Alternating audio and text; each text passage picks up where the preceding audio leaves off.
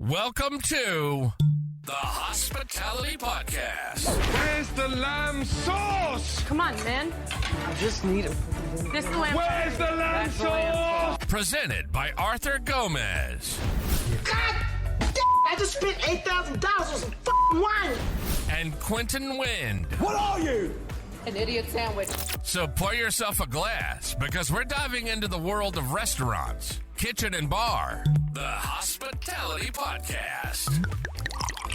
Welcome, guys, for another episode 3. Yeah. Once every week, that's our target. And today we have a special guest, Arnaud Compas, who's a pioneer in the wine industry. He's opened a few businesses and worked also in multiple countries. And now doing a bit of consultancy there. And yeah, he knows everything about wine. No. You never know anything about wine. Every year you have to start something new because it's a new vintage. Yeah. That's the thing about wine. That's the beauty of that's the a good wine. thing about wine. You never know everything about the wine. Resets I like every time. Oh, yeah. So to start off, do you want to present a little bit about yourself? I've landed in London by pure chance, I came for 1 week and I never left. So in France, you had to do the humility service. Oh, yeah. So I've done my long study, wine study and geography study. And I was waiting in England to do my military service. So to do 18 months for my country. And then my father phoned me a week in London and told me I was exempted. I didn't have to do the military service. So I was like, I don't have to spend 18 months of my life jumping out of planes because I would have been to a parachutist, So not the ideal. Maybe I can stay 18 months in England and learn English. So that's when I've decided to stay in London. I really enjoyed studying history at school. And I really enjoyed this period of Adam Smith, the mercantilist. So I thought it is a country where you can make it, understand about, projects and everything. Might be London. So I created business plans. And I was going everywhere, trying to sell my mini business plan. I was like 18 months, couldn't speak English, started in hospitality, but I quickly landed a little stand in Borough Market. Oh, so you started at Borough Market with a stalls? Kind of, because Borough Market is not what you have in mind, Okay. If I ask you, Borough Market is one of the biggest tourist attractions in London, the second biggest tourist attraction. I can say in 2000, 2001, there was 4 or 5 of us. Yeah, you were one of them. Comptoir Gourmand? I was in 2001, 2002. We just playing chess all day, on Saturdays, we're building a little stand. And I thought, wow, I'm going to do organic wines, something cool. Yeah. And that sounds like bar dynamic, and so every Saturday it was we're having fun. There was no customer at all. 0 customers. Time to time with a customer spending a bit of £30, we're very happy. Oh, yeah. Okay. Yeah. It was because Borough Market was a night market where the restaurants used to get the supply from for veg and fruits. And the chef would come very early in the morning, do the shopping, and then cook the fresh fruit and veg. Okay. But then there was an embryo of traders or embryo of very passionate people. I thought, as the market is alive during the night and is, dormant during the day, you could do something. I understand well, this is where Bedales kind of started. Bedales started straight on. We started with 4 wine stand. There was 4 wine stand where you see the wine is still in Borough Market. And there were 4 stands and kind of competitors, of course, but not a real competition. Was wine, French wine, Rosé Blanc Rouge. The other one was Carter Brothers. The other one was Le Marché du Quartier. Okay, yeah, the French corner. And Utopia. And what happened is we were asking for a license every week. Temporary license to be granted to be outside. Okay. And the court granted us 1 license, permanent license, under 1 condition. We had to collectively be under 1 license. Okay, so all the businesses selling alcohol were under 1 license. Wow. And that's how Bedales started. Okay. So if I understand well, you were a few investors in Bedales. It's not only you, or was it only you? No, so Borough Market was born out of ideas, not real money. Okay. So I know there was a time that you could achieve things without major investment. So we kind of built Bedales off zero investment. We built it, we did a minimum investment. We all put, but it wasn't like, we do the business plan. Here's 50,000, 100. We need like this, run deposit and everything. So we gathered, and because we had the running businesses, we can dig a bit on the day-to-day cash flow. Of course. And we build it from here. But we really, I can say, we never invested. We weren't like, this is the business plan. Let's borrow from the banks and everything. So that was kind of natural. And, like anything at Borough Market at the time, there was like passionate people. And, the real makers were there. So that's what I loved about it. At the end of every Saturdays at Borough Market, there was like a bunch of people that like to be together. I was bringing the wine, the other one was bringing the lamb, and it was partying. And a great get-together. Incredible alignment of passionate people, nomads as well. That's why Borough Market started to crystallize, because that was full of passion, full of real expertise.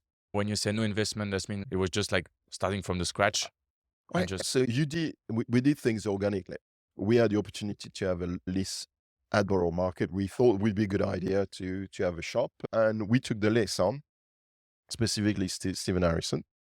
And it was like, what do we do with this? Mm-hmm. What are we going to do? So it was like, we do wine well. And then we started the magic.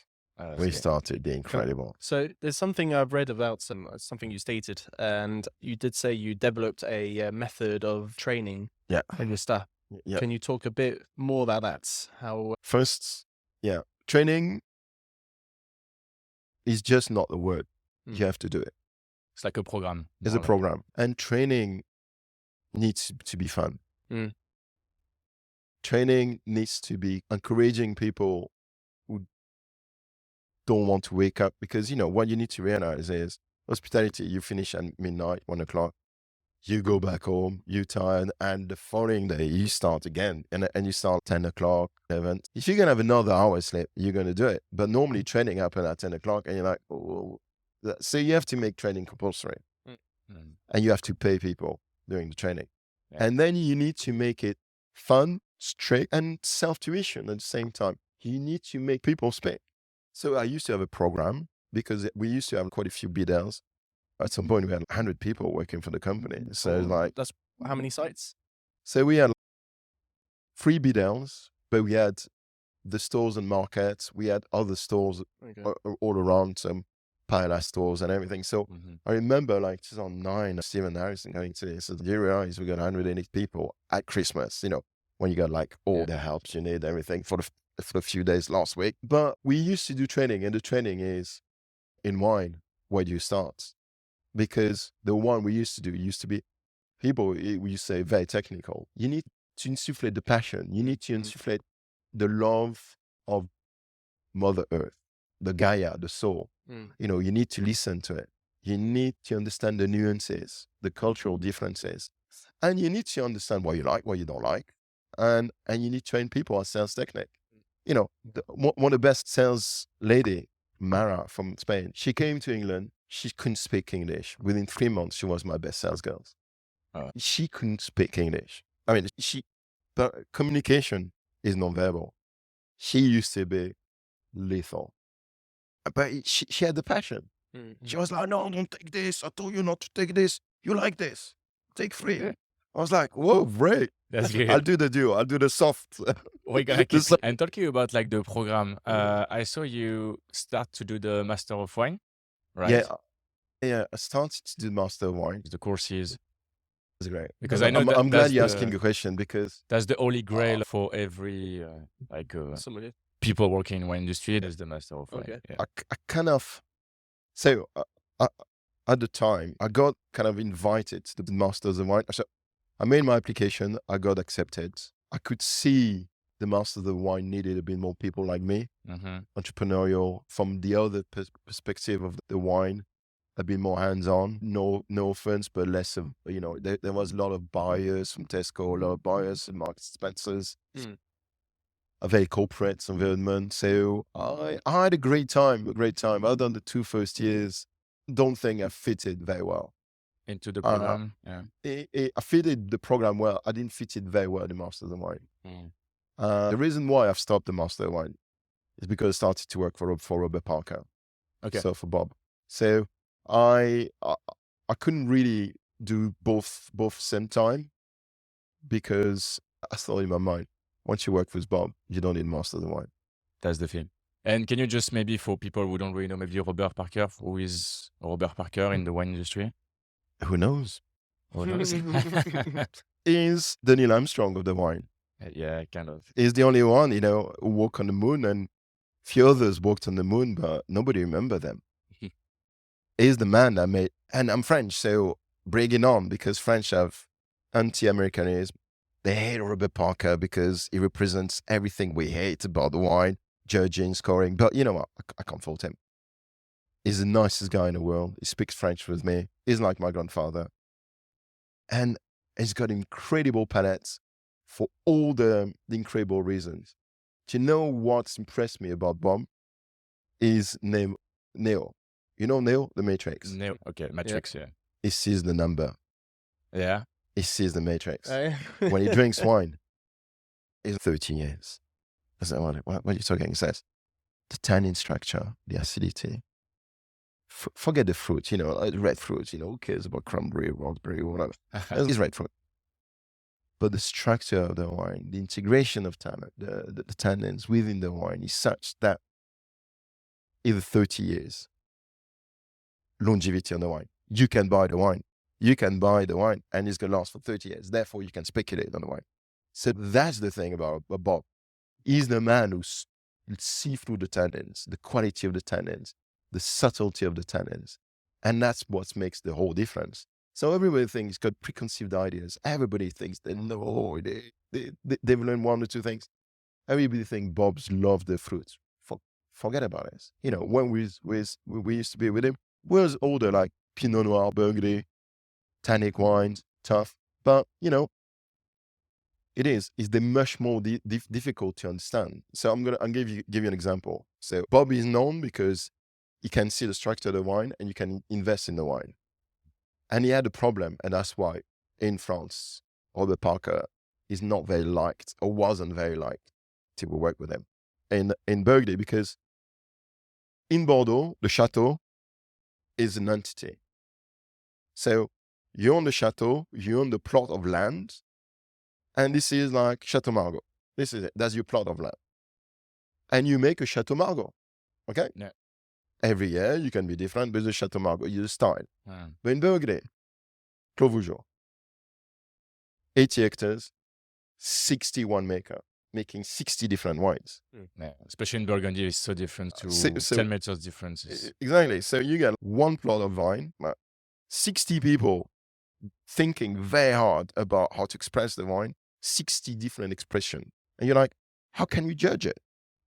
Because I don't understand the vintage, because there's no keys for him of, I would say me, as if I was talking, like Robert Parker. I can postulate that Robert Parker. No, but it was like, no, I can't taste it because I don't have the true picture of the vintage. Yeah, Bob made a difference in 1982 when he was the only one to acknowledge 1982 vintage being the second one revolution or the third one revolution. The first one happened in 1656 and the second one happened between the two wars. But in 1982, there's one like different one technique started to be introduced, Bayeux and so on. And what happened, he was the only one to acknowledge the quality of the wine has changed. And it's just in 1986, Bob was saying, 82 is amazing. And 86, everybody is right. So they started to follow him. And it was, with no doubt, the Usain Bolt. I don't know how many people transcend their discipline like Bob did. And there's only one. So I think this is Bob. Okay. I think maybe that's why, a lot of people are a bit skeptical about Parker or just people who judge wine. I think it's probably maybe because sometimes they feel like one people, if they judge your wine and they say, oh, let's say it's a 80 out of 100, they can ruin the career of the vineyard, you know what I mean? They can completely destroy a vineyard of giving a very bad rating.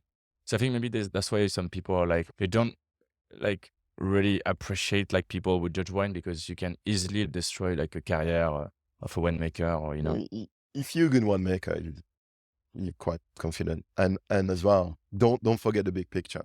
So, and I'm like, it's not because I work for Robert Parker. It's just if you see what he accomplished for the French vineyards, is basically in 1980, 1970, I can't remember, in the 80s, he's trying this great variety called Viognier. Mm-hmm. And it was like hardly planted. He's like, oh, I like it. I'm going to start to write about it. Oh, he likes the one for Côte-Rôtie. I'm going to start to write about it. Then he started to write about Châteauneuf-du-Pape, which is by far his favorite wines. And he's kind of recreated Condrieu region. He's recreated. Thank you. No, but you think maybe one winemaker might be scared of losing the reputation. But if you look at the big picture, okay, Côte d'Iron, or really put back the Côte d'Iron on the map. Northern Côte d'Iron, which is amazing. See, I'm from Northern Rhône. I'm shivering already thinking about it. It's like, oh, Cuvée Forti, Stéphane Montes. Whoa, something happened to you, which is not nice. It's like slap in the face. Yeah. I like it. And Bordeaux, you know Bordeaux is like, so if you're not a very confident winemaker, maybe you might fail. And you can't please everybody. But I think I understand what you're saying. If I am correct, you still had Bedales running, and he approached you. No, what happened? When I was doing Bedales, I got invited in Singapore to organize a wine tasting, and by a friend of mine, and with him we contacted Rob Parker because we wanted somebody who knew a bit about wine. So we picked up the phone basically, and we phoned Robert Parker. Says, "You seems to be knowing what you're talking about, and we need somebody in Singapore. I think nobody else than you can pull the weight we want on the wine tastings. Would you like to work with us?" I was like, and at the time, 2010, that was like the Asian, the tigers, the fascination. And I think he has this kind of attraction for Asia, this kind of mystery and kind of, so yeah, why not? I'm in. And we organize this incredible wine tasting, which is called Parker in Asia in Singapore, which we've done an incredible. We invited 400 winemakers, all brilliant. That was the party at the end. The party. So it's like 400 winemakers, 5,000 guests over 3 days. We did the party at the end. We did a dinner, a gala dinner, which is 800 guests, 6 chefs. And what we did with Bob, we said, look, Bob, if you were to drink one wine again, but choose 7 of them, what would they be? And we supplied the wine. Nice. So you found the wine and you supplied. So what we did, we sourced the wine. So it was 7 or 8 wines. 8 chefs. We flown 8 chefs from different parts of Asia. And that was the party at the end. So we started at H2 Pichon-Lalande. We had Arlen. We had Château d'Yquem. We had Quinta de Noval. We had Le Méal. White, 96. Oh, wow. But the problematic with this, like when you 8 of the most favorite wine of Robert Parker, at some point after the 3rd, 4th wine, you explode. Like, what's happening? It's like, the best of the best. Yeah. And you're like, I can't cope with it. Yeah. There's too much emotion, Only one wine would be enough. Just the Yquem, it's enough. Yeah, Yquem 2001. It was like, I was a baby. I was like, and we went partying with the Yquem. Oh, we're clubbing with it. Yquem in the nightclub. That's so it's like, we're like, because it's saturated. So we did, we pushed a bit. So that's it. So we did the 7, and Robert Parker went like, and especially with my friend in Asia, I was like, oh, really, what you did, guys. I'd like you to work with me.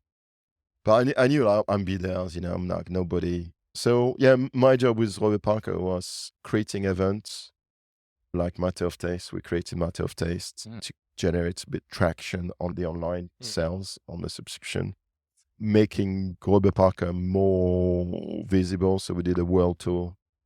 As you do, a pop star. And we did private dinners, which are like 1928, you name it, 1929, you name it, 1947, 1948. I had so many highlights. I like 1948 vintage. 1948. 1948, oh yeah. Because... Do you had any 1945? Yeah, 1945 Yeah. is compensation year because Yeah. vineyard wasn't harvested for so many years during the war. So the vine was relaxing, really is. Yeah. 46 missed vintage, 47 incredible vintage, 49 extraordinary vintage, 48 completely forgotten because they had a very low yielding, so this very rare. But few bottles I've tried, Margot, Fontesto, 1948, and other wines there were.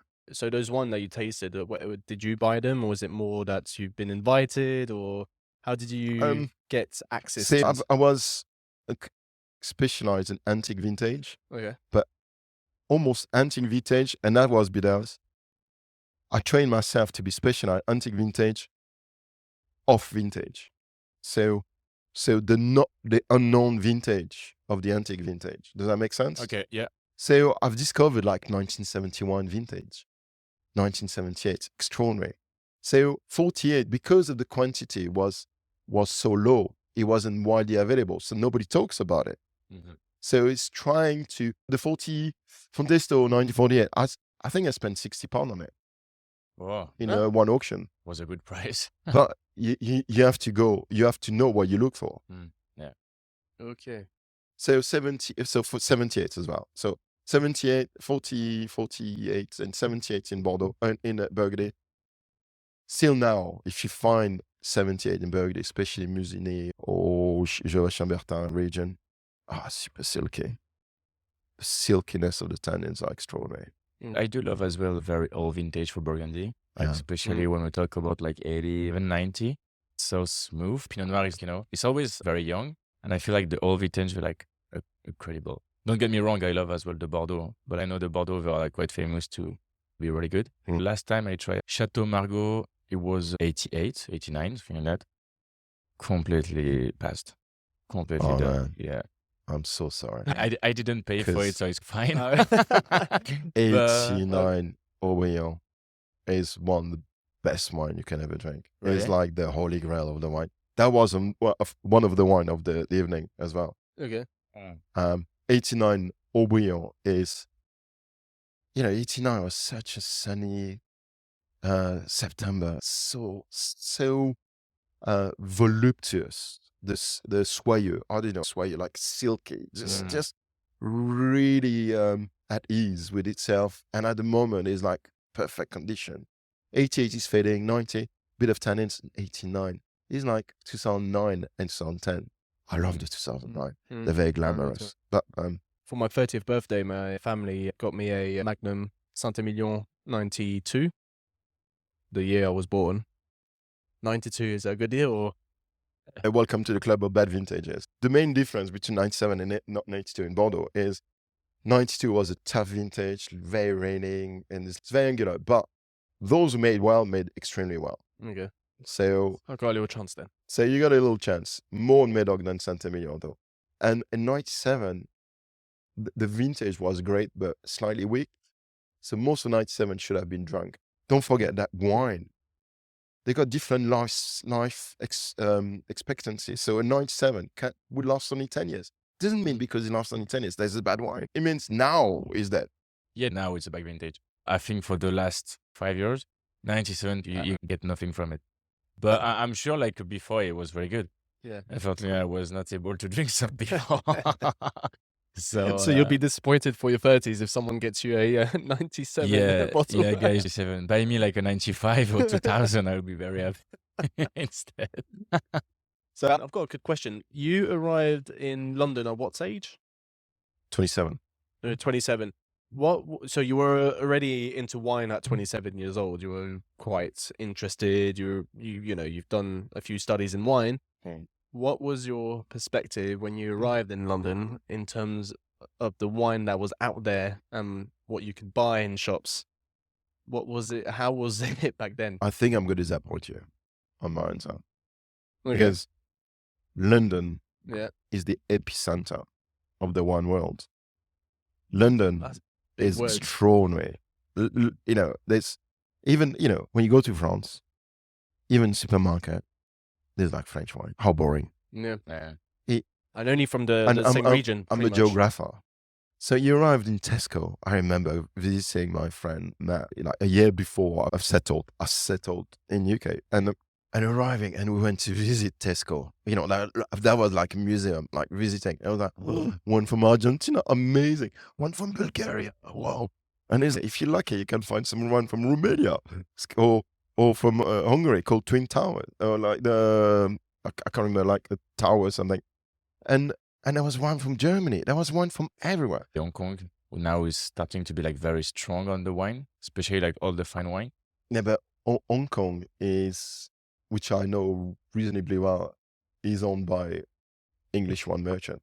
Probably, yeah. So mostly Singapore as well. So they're all enclave of the old empire, and still, so even if you say Singapore, Hong Kong, it's still niche. I mean, I maybe get crucified or murdered by saying this, but still Bay Brothers, Conan Barrow, and so on, like very old institution from England doing this. So yeah, the palate in England in terms of wine is extraordinary. England invented Bordeaux. They created champagne. They were drinking Burgundy because of the Burgundy was a good connection with England.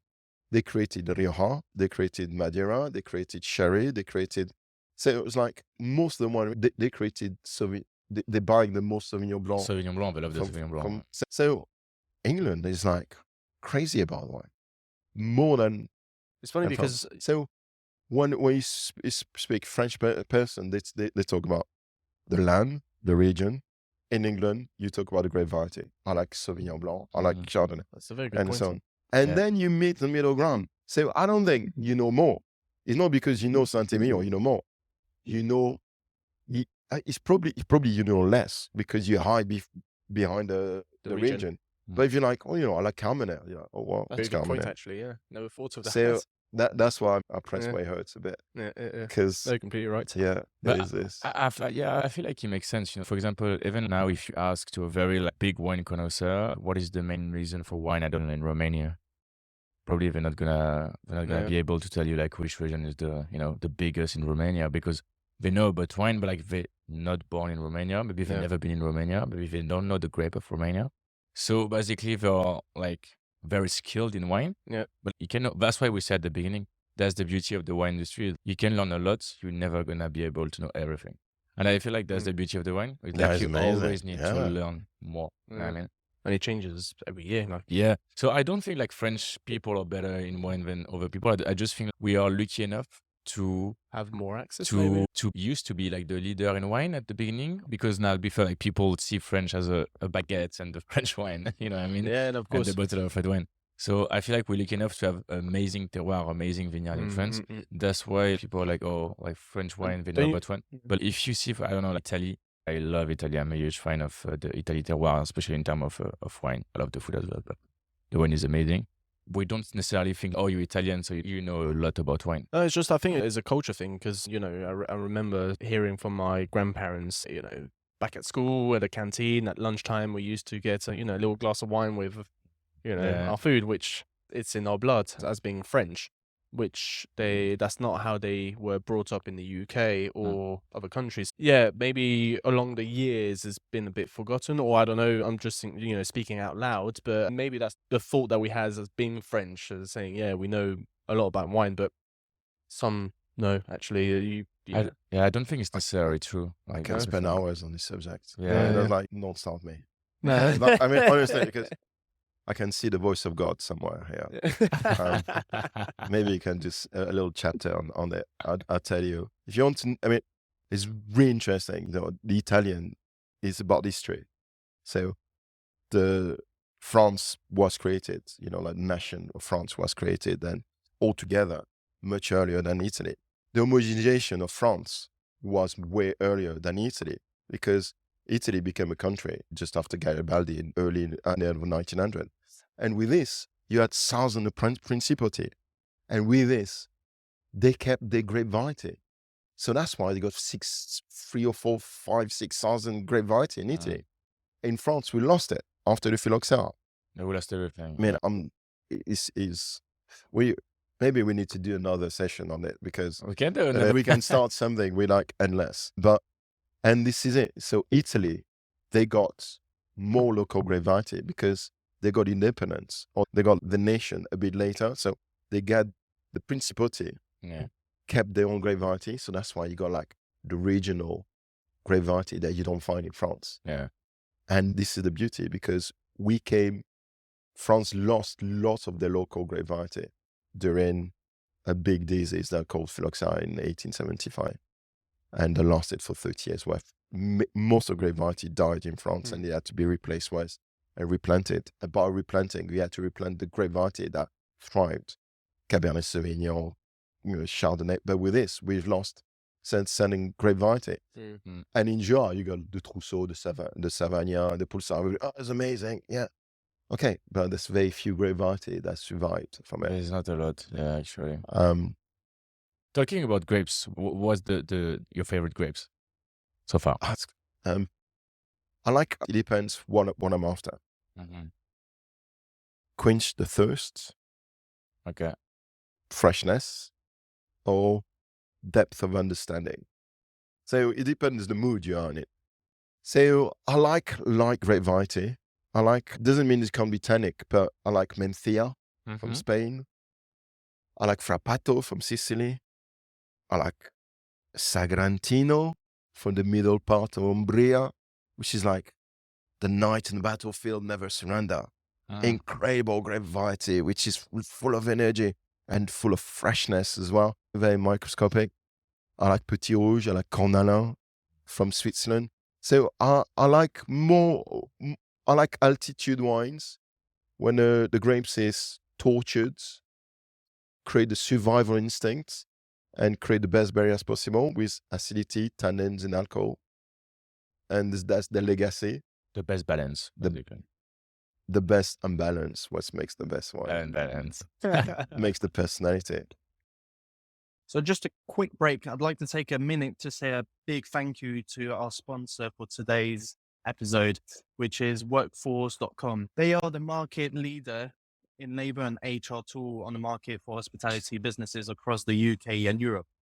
Workforce is helping organizations to give their managers the info to make their best data-driven decisions. You can routinely hit wage revenue targets by slashing labor costs and integrating your till system. Now, one of my favorites is stopping the weekly Excel spreadsheets log and turn payroll into a 5-minute job, ensuring that everyone gets paid correctly every time. Additionally, never manually calculate how much holiday your staff are owed again, which includes working out the average leave allowance for you. Also, improve staff retention by using the engagement boosters. Now, I've been using workforce.com for the past 4 years for both of my businesses, and it has saved me so much time and hassle. So is your staff management process just more work than it should be? Then join workforce.com now. Now, back to the podcast. For you, the most overrated grapes and underrated grapes? It's the most overrated grape. Pinot Gris. Don't say Pinot Noir. Don't say No, the thing is, Pinot Gris is not even the equation. It's gone. I mean, I don't even think about this, Underrated grape. I think a lot of grape variety are trying to be expressed at the moment. So I don't think, I think lots of winemakers making lots of research because with the transition or global warming, they are trying to match the replanting the best grape variety for the weather they have, and they don't understand it. But the most underrated, the most overrated grape, I love this grape, but I think it's Malbec by far. Oh, yeah? Because Overrated. Yeah. Because everybody loves Malbec. And there's no offense to anybody. When you think you know a bit, you order Malbec. And you're like, so if you order Malbec from Uco Valley, the high altitude Malbec, not from the plain, from Mendoza. No. Because it could be bland, it could be obvious, but it's the Coca-Cola. So you're never disappointed. You know what you get. And the standards are good, very good. Like some Sauvignon Blanc from New Zealand, you know what you get. You never get disappointed. But you never get the highlights, huh? So, Especially on Sauvignon Blanc and from New Zealand, yeah, it's difficult to be like, wow, very surprised by wine. Yeah. so though, because I happen to know reasonably well the wine from New Zealand, actually quite well. This, depending how close you are from in Marlborough, from the seafront, you can get wowed by Sauvignon Blanc. Mhm. Some of them are spectacular. I mean, it's like insane. But yeah, we can spend another chapter on That's it. one of the things I regret, not doing any visit of vineyards in New Zealand when I was there. I was Yeah. very close to Marlborough, actually. Never came around doing it. Didn't have time, unfortunately. So I do wish when I I go did. to New That's Zealand. that's amazing. Yeah, it's When you're on a the very other good side of the question. world, you have to do it, but I Yeah. just didn't have the time. No. Yeah, it's something to do extraordinarily well, and some of the wine in New Zealand are extraordinary. Just need to look for it. Sadly, with COVID and so on, because the rich of New Zealand is export market, and the local capacity is not big enough. Lots of vineyards struggled, Yeah. and I've seen in Wairarapa in the north, so Christchurch, South Island. There's a beautiful wine region for me, which I love so much. Is this Pinot Noir What was it called? over there is North Canterbury. Okay, yeah. I love it, and it's lots of vineyards. It's disappeared, and they were very, how do you call this, experimental, and looking at very continental Burgundy-like wine. So I give you an example: Montfort, from this part of the world. I can't remember, it's block 5, or it's not block, but 5. We used to do blind tasting against the best Burgundy and the best moist underneath, like this kind of grain attention. And he was taking the wine. He was taking the Burgundy blind tasting. Amazing one. But what happened is during COVID, the local were not buying the wine and they couldn't export. And so the impact on vineyard has been dramatic over there. Okay. If you go to New Zealand, I'll send you some good places to go, because So it's a bit too far now, but Yeah. who knows, one day. I only went there as a backpacker working there. So I was very limited in terms of budget of what I could do. But if I would go back again, I'll definitely go with a bit more money That's and, spectacular. do more Central activities there, Otago is 'cause amazing. it's very nice. Just a question. So the most overrated. So we have the Oh, yeah. Malbec. Yeah. The most underrated. I think the most underrated wine must be the white wine from Bordeaux. Wow. This is probably the best buy to impress people you can ever do. I would- The southern parts of Bordeaux, the town of Bordeaux, the Grave region, the Pessac-Léognan has hidden gem that you can't even start to comprehend. Forget the reds. The red are amazing because this region has this kind of the forest called the land, and it acts as a moderator, so it's never too hot, never too cold. The vineyard over there is completely preserved from overheating, and it's always humid as well because it's not far from the forest. So the Cabernet Sauvignon, the Merlot, the Cabernet Franc, and so on, they thrive over there, and they got this kind of sous-bois, this kind of woody element. But never forget, like the white wine over there, which are extraordinary. And Fiesal, if you want to spend £30 on a white wine that's wisely spent, go Bordeaux white, but not Entre-deux-Mers, but the southern part of it. I do love the Entre-deux-Mers. Just the Entre-deux-Mers, very like in front of the Saint-Emilion area. I feel like they do some really good Sauvignon Blanc and Sauvignon Gris.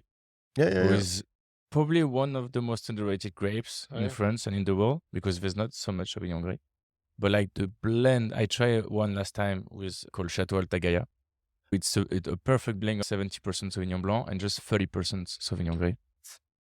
And- the balance, it's yeah. unbeatable, amazing. So Entre-deux-Mers is very experimental at the moment Yeah. because, about hospitality. If you're a wine buyer or, you're somebody who wants to buy wine at the moment for your place, never forget Bordeaux, because whatever you do, Bordeaux is the benchmark. You always go back to Bordeaux, first thing. The second thing is Bordeaux is struggling because there's an overproduction of Bordeaux. But the paradox about this, the wine has never been as good as they've been for the past 4 years. The wine are singing. There's no bad wine. Absolutely no bad wine in Bordeaux at the moment. But they can't sell it. So I'm not saying go and support Bordeaux, but what I'm saying, buy Bordeaux because the market is down. They need to sell, and you got to pick up incredible flavors for no money. And it's still the benchmark on the wine, whether you like it or not. I don't like Bordeaux. If somebody tells you is a wine, I don't like Bordeaux, never talk to them again. Because you need to open your heart. Yeah. It's not cerebral. The truth is in the wine. No, that's true. But I mean, there's some region at the moment, like the Jura, the Savoie. I really love it. But since 5-6 years now, they're really banging. And so now the price for Jura wine, like Auvergnat, for example, the prices are just so expensive. The best example is the Mendetour or Chateau Rayas, who like 10 years ago, it was really affordable. And even now, it's really affordable. I'm not going to say the price you can buy at the vineyard, but it's pretty low. But like the price you can buy like in an auction or anything is like 5-6 times. It's like crazy. And I'm talking about the Mendetour, but like Chateau Rayas now I think is 1,000 for a bottle, 1,000.2. It's a good wine. And everybody's buying some, everybody's trying to stock Rayas, and I feel like it's you great. know what? It's great. Anybody that drinks Rayas is Yeah. up for a surprise because it's not what they expect. Oh, it's really good. But Rayas, because it's ground on pig sand, it's very different profile than any other Chateauneuf du Pain. It's super light. It's Grenache based. So it's like you expect a big monster, and it's not. And to come back to the Jura, I'm from Jura. I grew up 4 kilometers away from Auvergnat. Okay. C'est Pupillon in Arbois. And so the Jura is like mountain wine, but which is like 800 meters, so it's not that mountain, not far from Burgundy. And when I was at school, and in Poligny or next to Arbois, so you got Poligny, Buvy, Pupillon, 2 villages, 200 people each, together 350, I'll give it to you. I mean, it's like really, and you were the son of a winemaker. You were such a loser. We will not talk to sons of winemaker. They're farmers. They couldn't sell their wine. Hey, Pulsar is the most disgusting wine. What's the most disgusting wine ever seen? Trousseau, awful. I mean, now I see people, Trousseau, amazing. Okay, thanks global warming first. Second thing, okay, quality of winemaking. But thanks, you need to thank Bordeaux and Burgundy because nobody can afford it. So Auvergnat is very cheap compared to the Burgundy because the Burgundy, they are out of price. Auvergnat, Cuvée des Géologues, anytime, we can share a bottle. I love it. But 20 years ago, it was nothing. I remember doing a wine tasting in Dulwich, a wine, how do you call that? A wine association in Dulwich. And I've done 2006, I picked up all the wine from Jura, Brouet Mac, for Chateau Chalon, all the top wines. Nobody knew them. They're like, oh, it's a bit of quiet taste. Oh, I don't know if I like it. Oh, this is a bit tough. And now, 10 years after, people are going to say, have you heard of Savagnin? I was like, some. Yeah. No, And it's that's true. it. It's true. I was like, oh. But you know what? There's one thing. If you can't afford to buy Chardonnay from Burgundy, go for Jura. Yeah. It's still expensive, but go for the Jura Chardonnay are like 10 years old Burgundy within 2 years. They are so good. Because I can spend hours talking about the yeasts, but there's a Bayernese yeast that creates this. Anyway, you got these nutty flavors into it. The Chardonnay from Ganva, I can die for it. It's so good. I love it. Pricey. But like compared to like Burgundy, it's nothing. And wine from altitude wine, there's a future. There's a huge future. I think, so there's a few vineyards that were called experimental vineyard. And Jura, Savoie, and so on. They're there. But there's some beauty about it. There's some craziness. There's abuse in terms of, say, for instance, in Arbois, there's people that are doing natural wine that, you're drinking says, what the heck is this? Is it me? have I missed? I've been trained by the old guards. Robert Parker, we're all gone. That's it. We has been, as we say in French. Yeah. We don't understand what's wrong with this word. But I think, because the price of wine were so high that people want to hang on something they can afford to drink. Good conversation and a good I love it. Yeah, I think, this calls for probably a part 2 later on down the line. We can do a part 2, Beaujolais versus the Jura. Allez. I think there's more to it. And I mean, we have to ask our audience if they want to, know a bit more, because thank you very much for all the, recommendations and all the stories and, knowledge that you just gave, which is, very rare to find, even on the internet, to be sure, I mean, I'm not as much in wine as you both are, but yeah, I think this whole conversation could actually go for another 2 hours. Fun. Yeah, a big thank you for all of that, and Thank you very much. Thanks. Yeah, Thanks. Congrats on the podcast. The podcast is quite cool. Thank you very much. And if you as well would like to tell us about your experience, please don't hesitate to send us a little message on Instagram. Breaking the Cork. Follow us, of course. We'll be very grateful for the support. We'll be on YouTube podcast, Spotify, Apple Podcast. Arnaud, a last word before we finish the podcast. One thing is about entrepreneurship. You've got an idea, go for it. Push it. It's hard, difficult. Don't overthink it. Try people to believe in your project. And it's not all about money. It's not about the business plan. One good idea, but you have to push. I was lucky enough to be at the right moment, catch the right train, but you need to grasp the opportunity when it's there. So create opportunity. I completely agree on that, to be honest. Thank you very much, Arnaud. Well, Thank you, you're so guys. welcome. Thank you, and we'll see you next episode. See you next week. Take care. Bye-bye. Bye.